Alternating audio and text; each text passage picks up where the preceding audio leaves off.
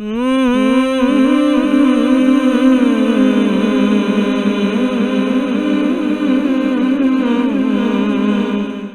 نے عوام کے محافظ نہیں، عوام کے قاتل ہیں۔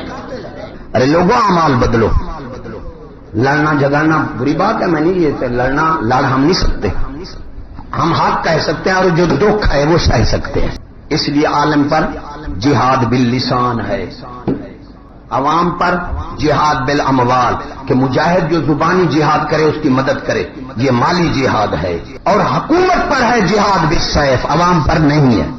ان ظالموں نے جو عوام مولویوں کو ہے، عوام نے بچے مرائے نا مولویوں میں، یہ حکومت پر فرض ہے۔ حضور صلی اللہ علیہ وسلم نے 13 سال تبلیغ کی، 13 فوجی بنائے۔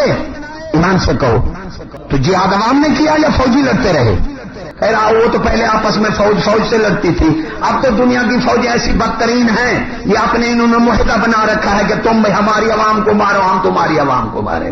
ارے بولے ایمان سے حضرت آدم سے لے کر کافروں میں بھی یہ ثابت نہیں کرو گے کہ فوجیں سے لڑتی آئی ہیں، عوام کو کسی نے نہیں مارا۔ ایسے دہشت گرد دنیا کی فوجیں، خدا ان کو مارے، ایسے دہشت گرد کہ وہ بھی عوام کو مارتے ہیں، وہ بھی عوام کو مارتے ہیں۔ یہ تو کسی دشوش کافر بادشاہ میں بھی نہیں آیا، ایسا ماحول آ گیا ہے۔ ایمان سے کہو بم جو مارتے ہیں ہندوستان کے عوام مرتے ہیں، وہ مارتے ہیں یہاں عوام مارتے ہیں، یہ آپس میں انہوں نے معاہدہ کر رکھا ہے۔ خدا کی قسم آج دنیا کی فوجیں ختم ہو جائیں، یہ بڑی دہشت گرد ہیں، امن ہو جائے گا۔